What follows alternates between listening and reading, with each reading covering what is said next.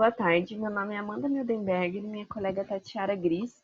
O nosso projeto de iniciação científica é intitulado Prevalência de neoplasias orais em cães atendidos em um serviço de odontologia veterinária de Curitiba entre os anos de 2015 a 2020. As nossas professoras orientadoras foram Rebeca Bach Villanova e Sabrina Mari Rodigueri. Bom, a cavidade oral é o quarto local mais comum de neoplasias em cães. Essas neoplasias, elas estão relacionadas a fatores extrínsecos e intrínsecos. Os extrínsecos são fatores ambientais, como a poluição do ar, campos eletromagnéticos, tabagismo passivo, entre outros.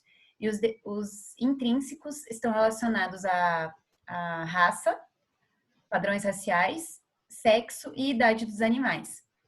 As neoplasias orais, elas são classificadas pelo comportamento biológico, sendo malignas e benignas, pelo tecido embrionário de origem e por serem odontogênicas e não odontogênicas.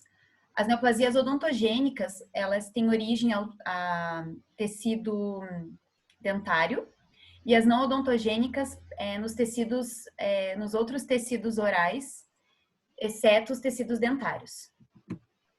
Os sinais clínicos, o aumento de volume é o mais relatado pelos tutores, mas também podem apresentar halitose, perda de peso, cialorreia, sangramento oral, epistaxe, disfagia, deformidade facial, exoftalmia, obstrução nasal, perda de dentes, dor ao abrir a boca e aumento do linfonodos cervicais.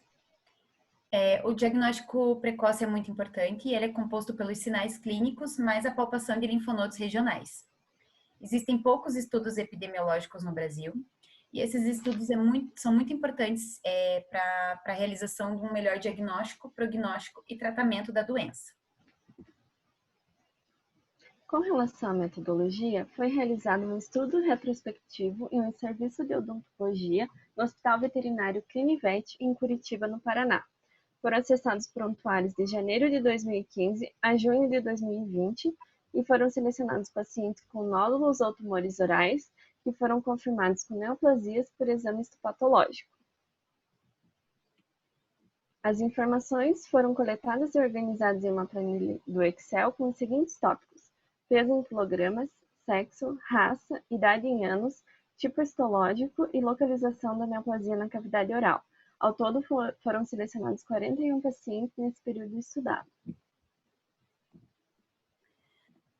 Bom, como a Amanda falou, a linha de corte foi o exame histopatológico, sendo que desses 41 pacientes, 12 pacientes foram cortados do estudo porque não apresentaram nem neoplasias benignas nem malignas.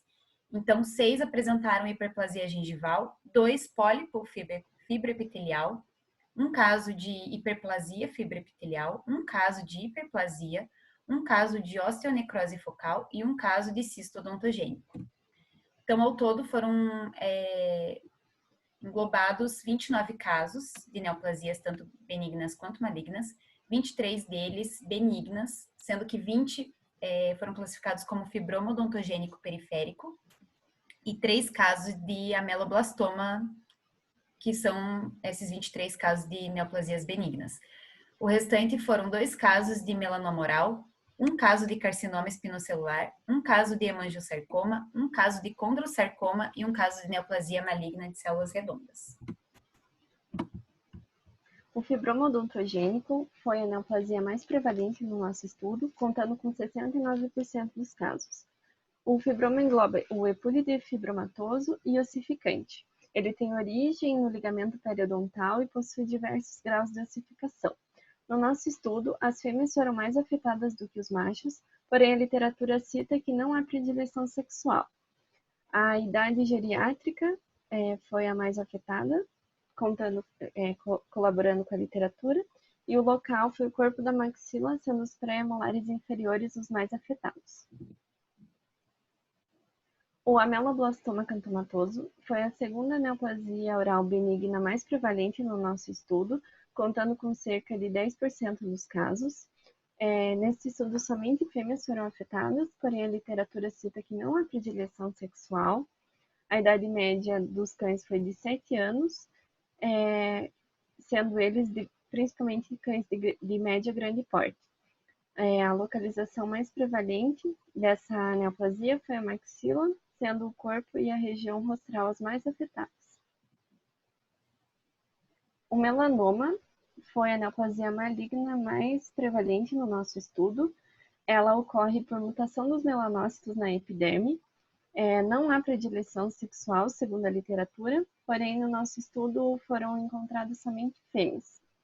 São acometidos cães entre 3 a 15 anos de idade, porém o pico ocorre aos 9 aos 13 anos de idade.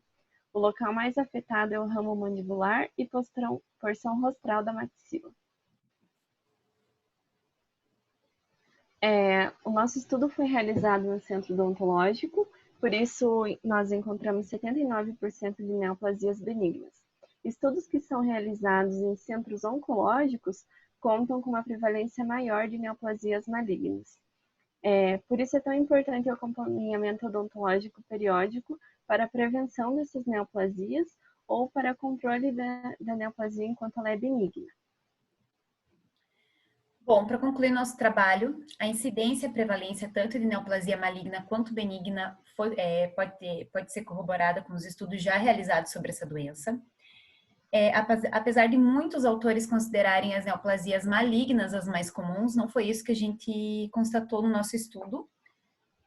Tanto que 79% das incidências dos tumores que nós verificamos são tumores benignos. Das neoplasias malignas, o melanoma foi a mais comum, foi a mais observada. As neoplasias benignas, apesar de elas não causarem tantas injúrias quanto as malignas, elas ainda assim causam prejuízos ao paciente. Então, por esse motivo, o acompanhamento odontológico preventivo é muito importante, para que as injúrias causadas tanto por neoplasias benignas quanto malignas sejam evitadas e que o tratamento, o diagnóstico e o prognóstico seja feito com antecedência e o tratamento seja realizado da melhor forma possível. Bom, acreditamos que seja isso. Muito obrigada a todos e a gente agradece muito a oportunidade. Muito obrigada.